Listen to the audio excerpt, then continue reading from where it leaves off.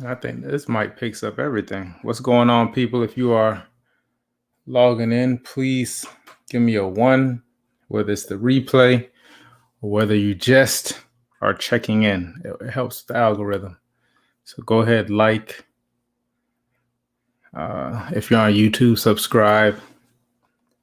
And we'll be getting into it in just a moment. Give me a second.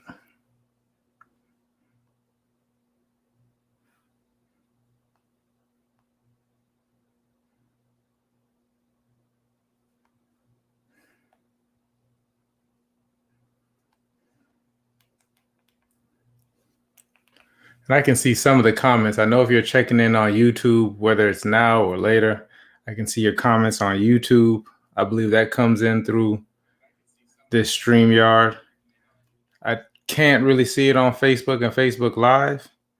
So that's why I'm logging in on my phone to check it out. But I'm going to wait till it is 9, right? Okay, cool. We can start. What's going on? What's going on, people? Mike Seville. Civil discourse. Civil discourse. Civil discourse. Civil discourse. I'm claiming it. And we're going to get into talking about health. First off, I hope you all are doing well. I hope you all had an excellent weekend. Mine's, as always, was a blur. Spent some time with the young one. Listen, man, my son rode the bus for the first time today. So it's like that time really goes fast. Like he's starting to really become his own person. He's enjoying middle school. So excited about Elijah and middle school. And today I had planned on doing a whole different topic. Like last week we did health, but I had another topic planned for today. I'm not ready for that topic. I think we'll start that topic in September. We'll start talking about relationships, families, etc. Okay. For whatever reason, I see the time. I don't know if the time went back. I don't know what's going on. I don't know what just happened.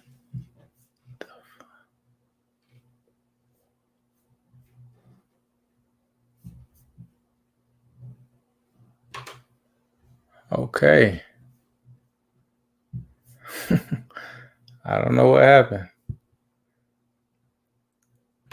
But today I did want to get on to talking about healthy. I'm not going to spend too much time on it. I did take a couple notes, and just one of the things that I'm seeing a lot. I don't really watch the news.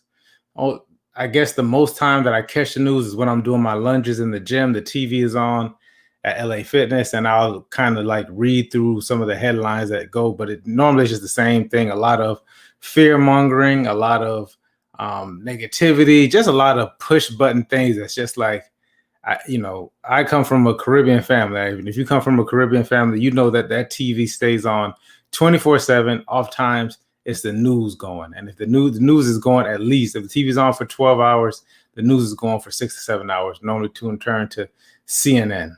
If they don't have BB whatever, but definitely CNN.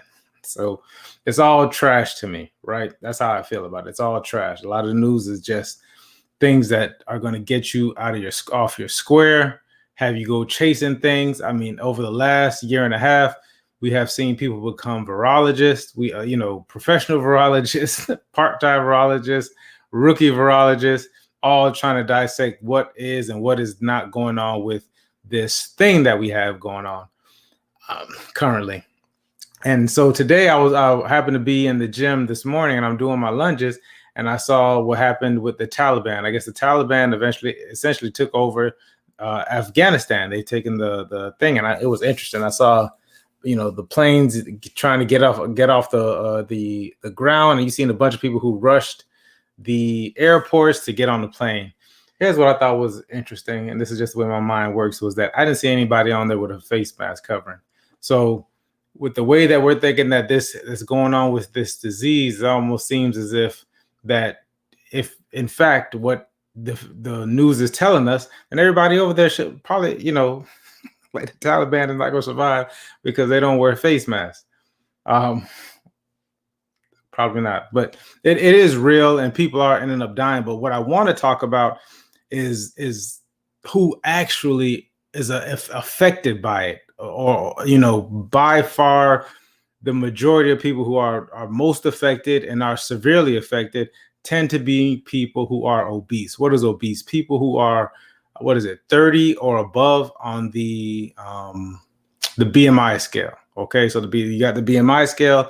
I'm not going to get into it. I want you all to go look up the BMI scale. So if you're a 30 or above and you're not an athlete, and I don't even think really some athletes may get to be 30 and above because what they do is they take your height and they take your weight, and then depending on where you are with your weight and your height, it's just the rule of thumb that we go on.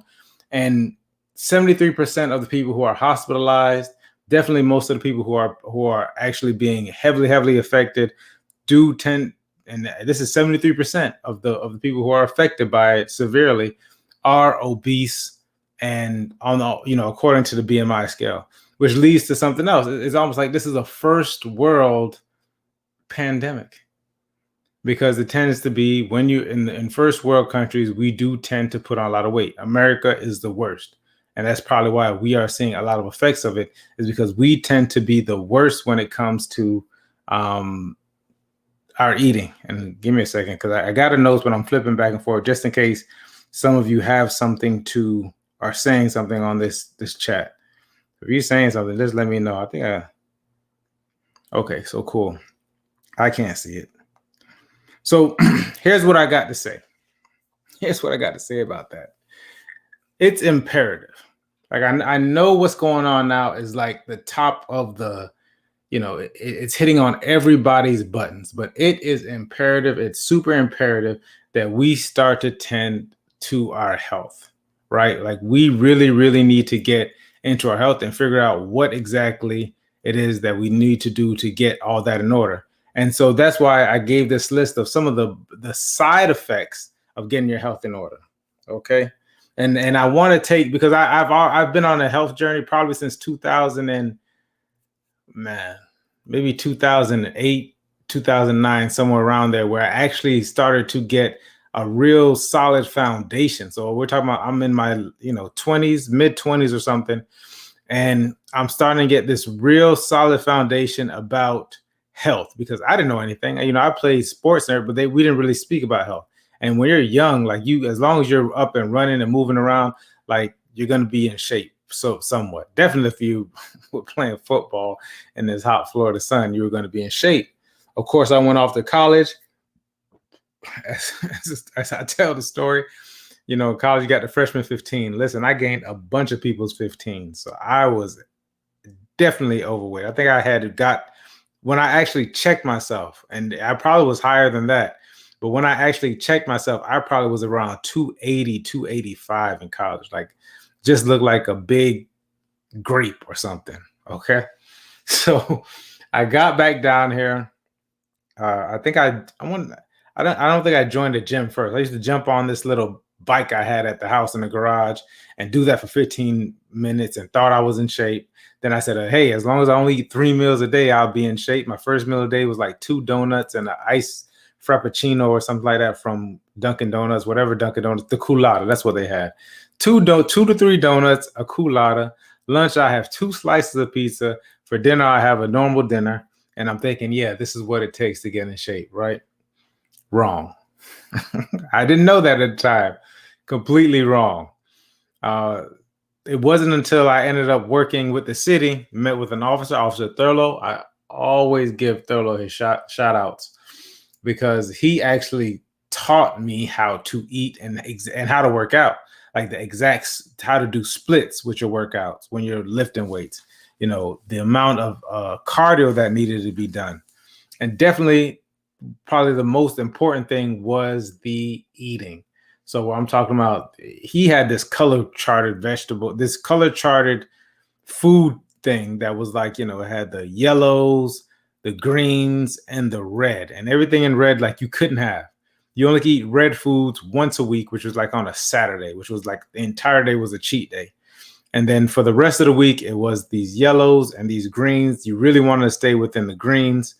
It was about this time that I just said, like, because you start eating these foods over and over again, it gets so boring. So I think all I started doing was like really drinking shakes, like protein shakes.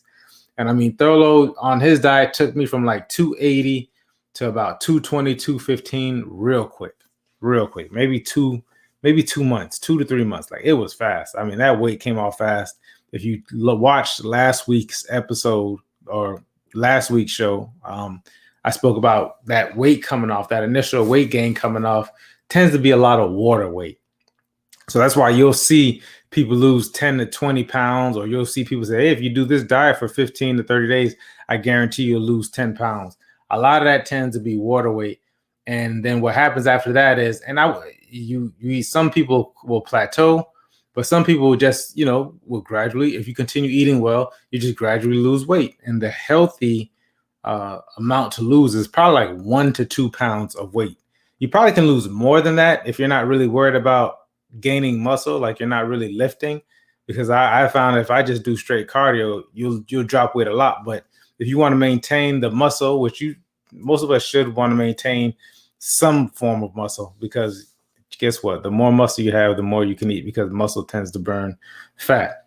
Don't want to get in. I'm not going to get too far into it, and muscle does weigh more than fat, and it's more compact. That's why you start to see your body start to contour, and you don't necessarily see your weight going down. And a lot of people base a lot of their momentum and their ego is based on that scale. What does that scale say? And you kind of want to watch it, but what you really want to look at is like your body fat percentage. So if you do get a scale, like, go get a cheap one that also does body fat percentage. If you go to some of these gyms, some of them do have the handheld ones. All of them are somewhat accurate. They're not the most accurate. Last week, if you checked me out, I also told you to go to NutriShop in Palm Beach Gardens. Go see Peter. He has a $10,000 machine that'll check all of that stuff out, and it's very, very accurate. But, I think a scale for most people will do. And so, with that, came down to about 215, 220. And I just kind of plateaued there, played around 205, 215, 205, 215. And then it wasn't until maybe 2000 and I think it was 15, 16 is when I really started getting into it. Started watching a guy named Corey G Fitness, and he got me into intermittent fasting. He had a program called anabolic fasting. So intermittent fasting, for those of you who don't know, is that you go a full, normally about 14 plus hours without eating. A lot of that is done while you're supposed to be sleeping. So if you go to bed at, most of you, if you're watching this, you're not, but you may catch it on a replay. You go to sleep at 9 o'clock, don't eat again until 12 o'clock. That's about 14 hours.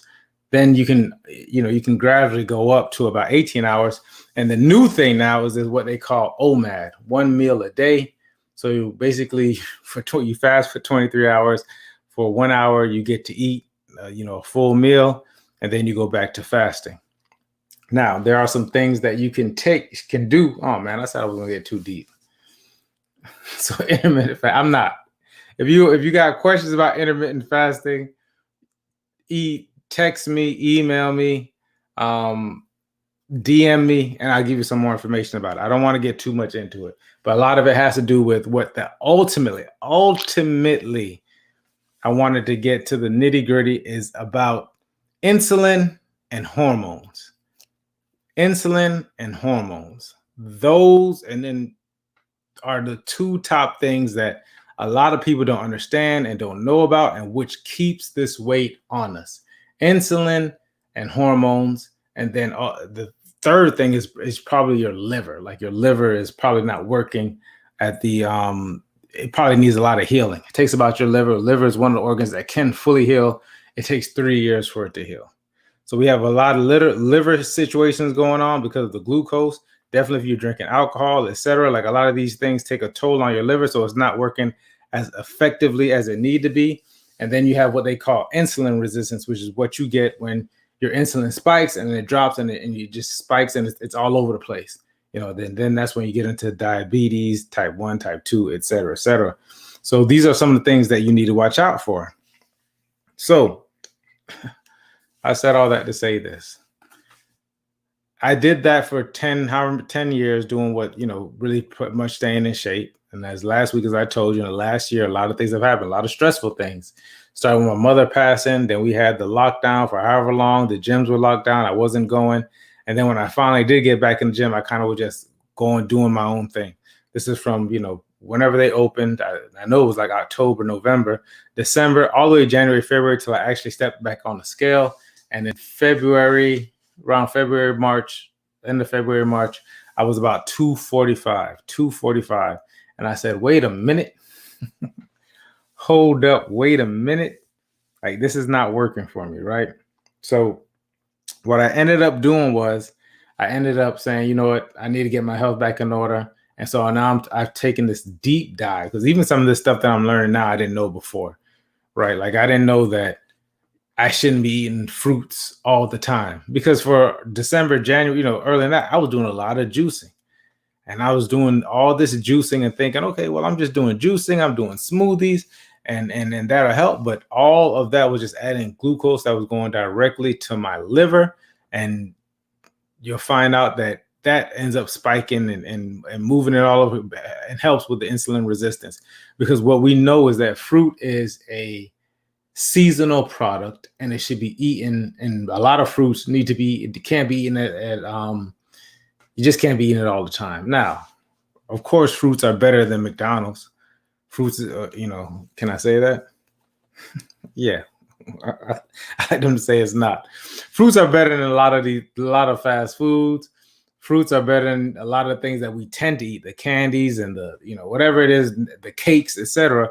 However, it still overloads your liver, and it actually goes directly to your liver, because glucose goes directly to your liver.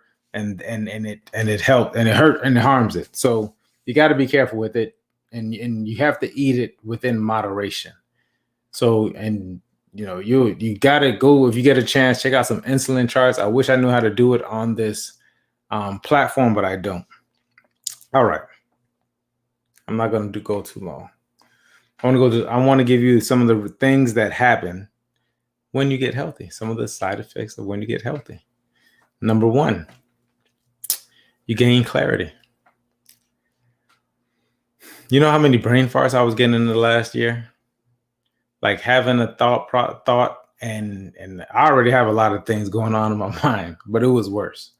It was to the point that I couldn't really think past, like, what was going on? What did I remember? What was I coming in here to do like for the past year? So what you gain from getting healthy, eating right, watching your sugars, the bad sugars, as some older folks will tell you, watching the good sugars, making sure you're not crashing, which is the whole insulin effect. You gain clarity. You start to think much clearer. Things just start to make a lot more sense. Okay. One of the second two things is your mood improvement. One of the things that happens when you gain weight is your hormones tend to go out of balance. Your testosterone, definitely for men, drop. So when it drops, you can become agitated in a bad way. You become emotional because your estrogen is shooting up. For you women, a lot of women need to check their estrogen level. A lot of you have high estrogen, which tends to lead to fibroids. And then they'll put you on birth control. I spoke about that last week. Check out a product. It's called DIM. It helps to metabolize estrogen for women. Please check it out. So your mood tends to improve because your hormones improve. Another thing was energy. Energy level goes through the roof. I get up at, a lot of know I don't sleep much. So normally I have been sleeping about 3 to 5 hours, and I'm aiming for about 4 to 6 now. 5, hopefully I get between 5 and 6 hours of sleep a night. But my energy is like on 1,000. Couple things I cut out, right? I cut out sugar. And when I say cut out, it's not cut out completely, but I try to do under 30 grams of sugar a day. And I probably do less than that. I probably do more like under 20, right? Under 20, 15 to 20. And the only sugar I get is I do eat strawberries with my shake.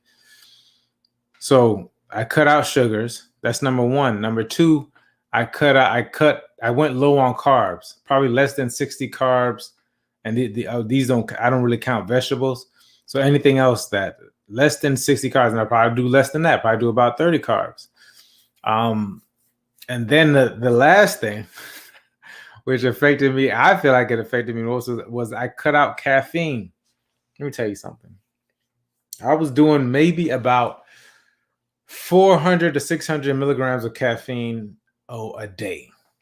Okay, so like my whole body was probably shot. I probably was just drinking and nothing. I probably could, I could drink coffee and go to sleep.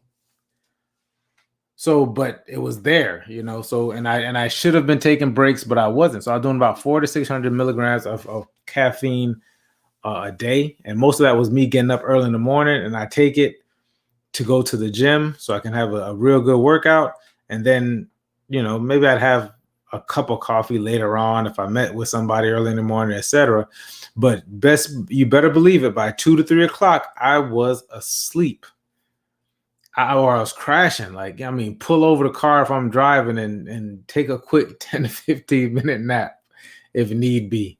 I mean, it wasn't that bad, but it was bad. Like, I was crashing. If I was anywhere where I was still, I probably would have to go to sleep because I would crash because I definitely didn't want to take that caffeine shot later on in the daytime. I used to be scared that I'd be staying up at night.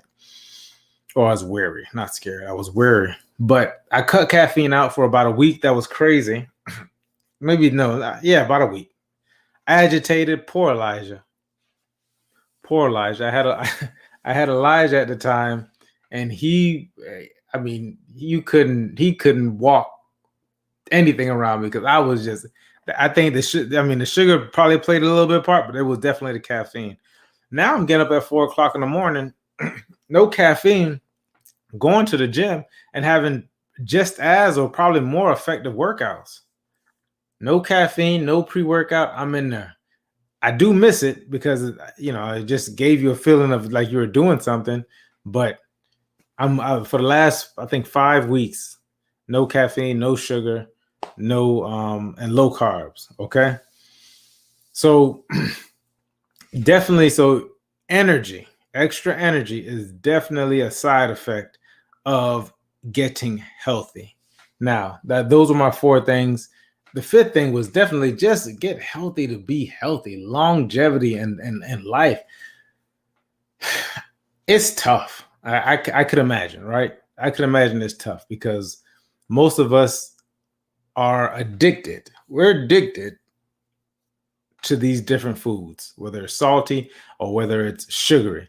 And that has to do a lot with your insulin and a lot with you eating it. A lot of these foods that you eat tend to have you coming back asking for more, right?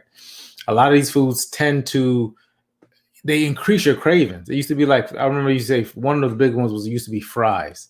If you ate fries, you crave fries. You know what I mean? And if you ate fries with a little bit of salt on it, you crave it.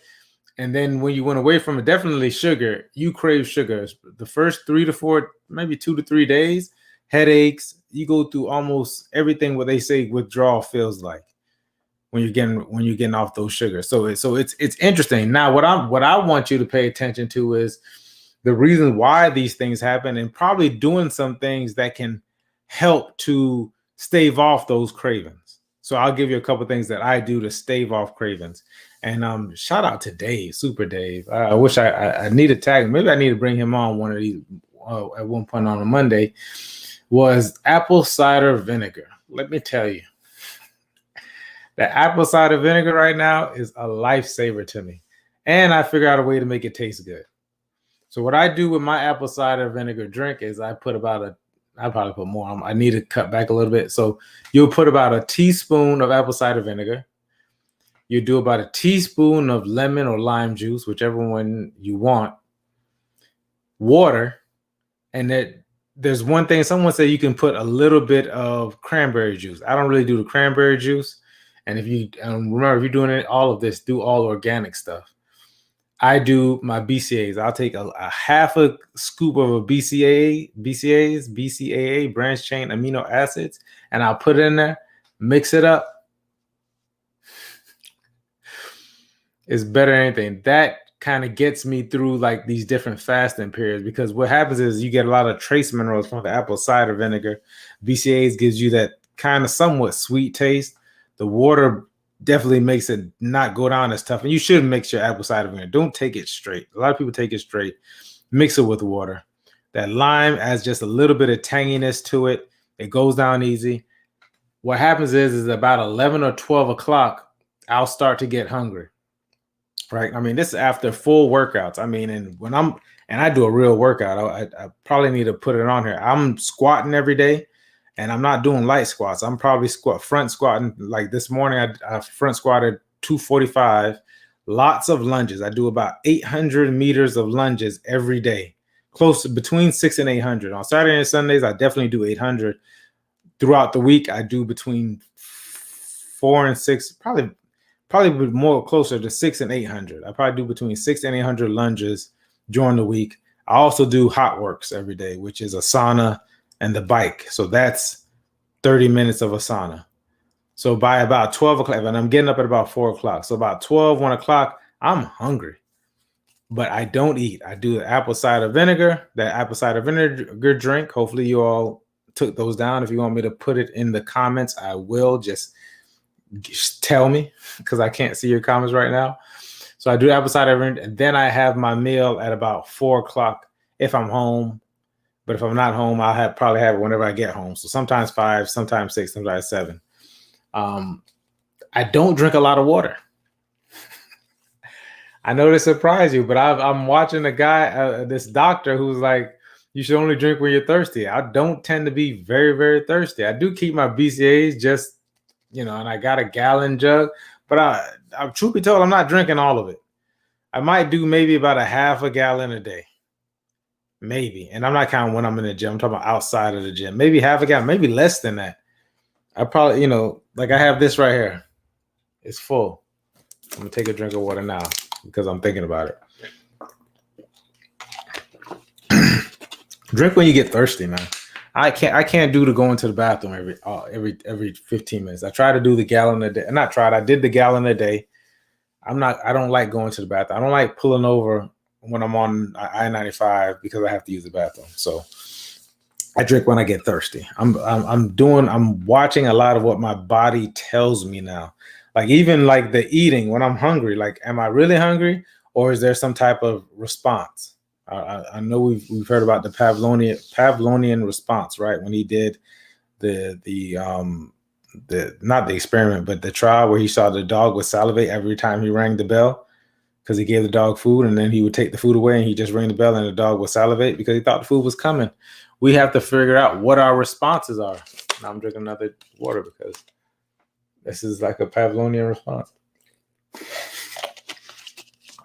So check that out. Watch that and pay attention to your body.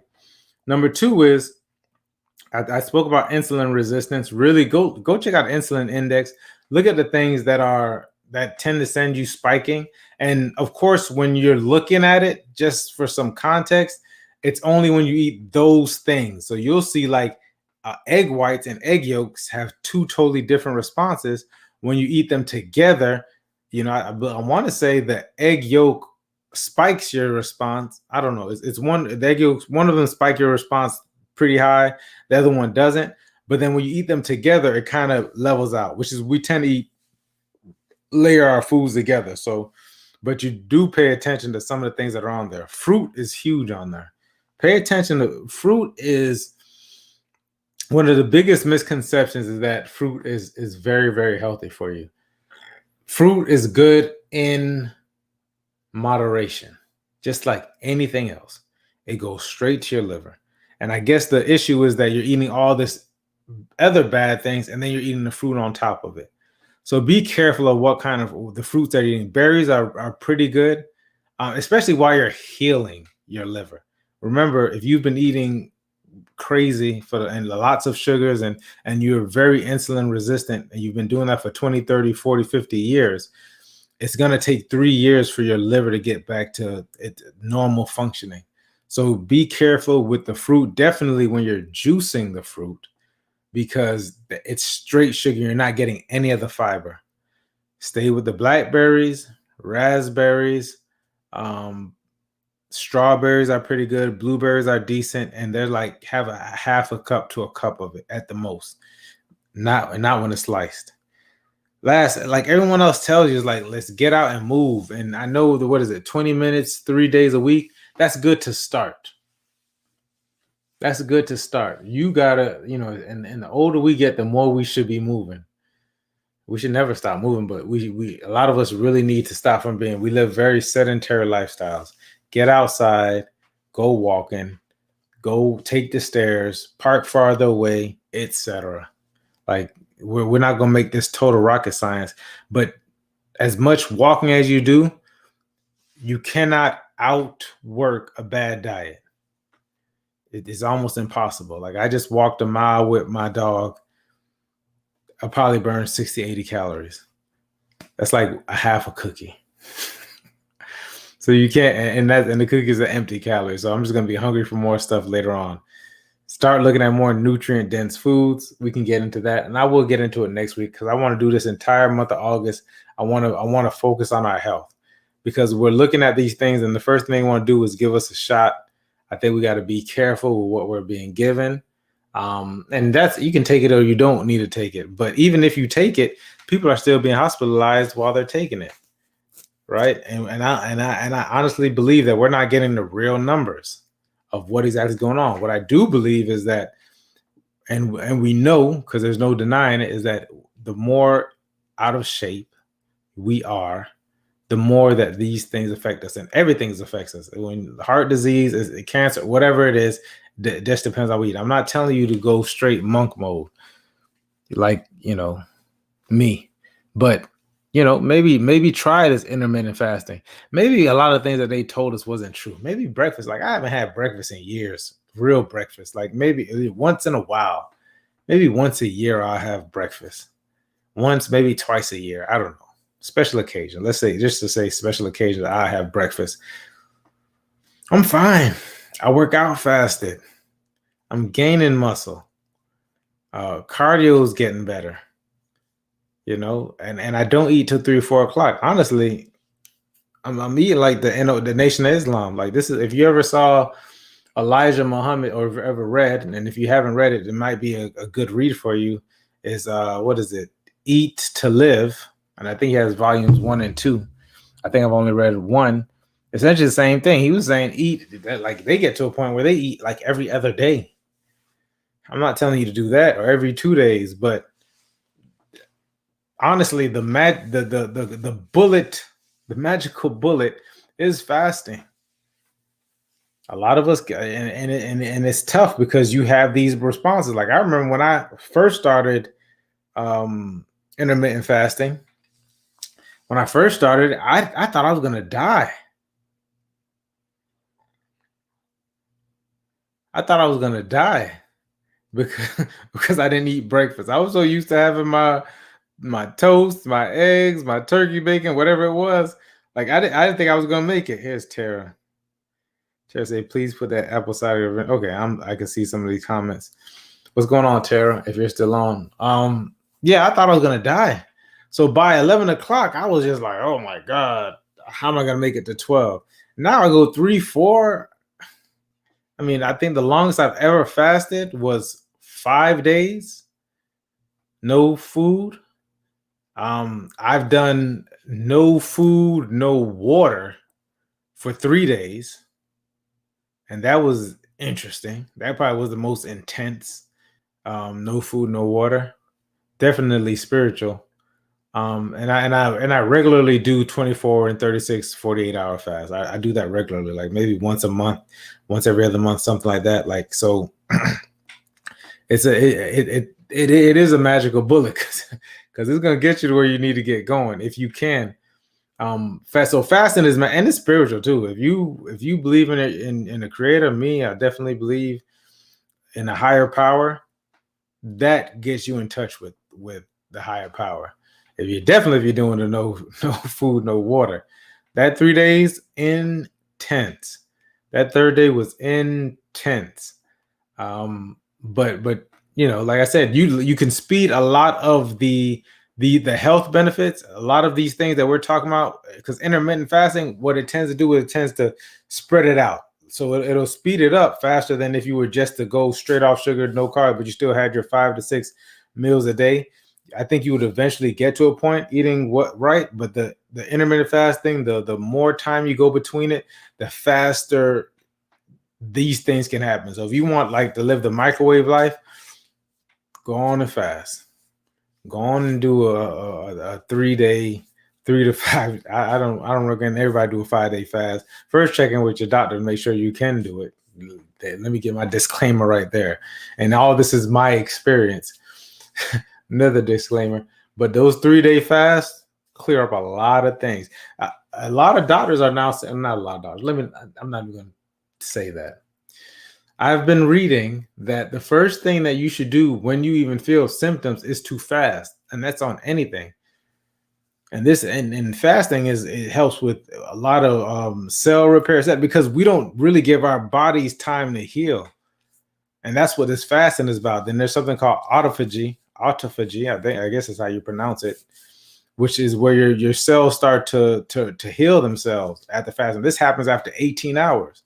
So if you go and if you do an extended fast every now and then, it happens that much quicker. So that's it, guys. I said I was going to go long. How long is it? Oh, man, 33 minutes. Listen, I appreciate you all checking in. I will put the apple cider vinegar concoction. It's what she put on here. I'll put what I do, and I put, and maybe you can add a little bit of no, just do what I do. It's just that easy. I don't want to make this too complicated, guys, because it's really not complicated. Half of the stuff that we're doing is complicated, but this thing I'm talking about, let's start healing our bodies. And once again, this is not to say that we can't eat well when you go on vacation or when you're doing things, but we should be eating like that on special occasions. But that every Sunday, every Wednesday doing or just fast food all the time, it's better that you just don't eat. That's what I think. I think it's better that you don't eat than for you to go over and stop and be doing this on a regular basis. Maybe once a week, twice at the most. I'm trying to help you all out because I don't think you should do it at all. And then I do still eat. I definitely went back to I do eat I'm a carnivore, so I eat cow and I don't eat swine though. Never went back to swine. I quit swine in 2004. Anyways, that's it. 35 minutes. I appreciate y'all for checking in. If you have any questions or any comments, if you want any more information, let me know and let me be able to put it here because I want as many people to get this information as possible. Okay. Love you guys. I will see you next week or earlier than that. Oh yeah. Real quick announcement. Friday, I believe this is the 27th. I want to say Friday the 27th. I will have a show starting at 6:00. I have a co-host on that show. I'm really excited about that show that'll be happening on Friday. Let me make sure it's the 27th. Yep, Friday the 27th. So stay tuned. Look for that. We'll do some marketing in regards to that. That's going to be an awesome show. And man, I'm really excited about it. Also, I will also appear on what's Lou's. Oh my God, Lou's gonna kill me. What's next? His podcast that'll be airing this week, and I also put that out as well. I'm excited, man, and there's a lot of gems that are being dropped on that podcast all within itself. So you all have an excellent night. Have a great week. Any questions? Like I said, put it in the comments, man. Love you guys.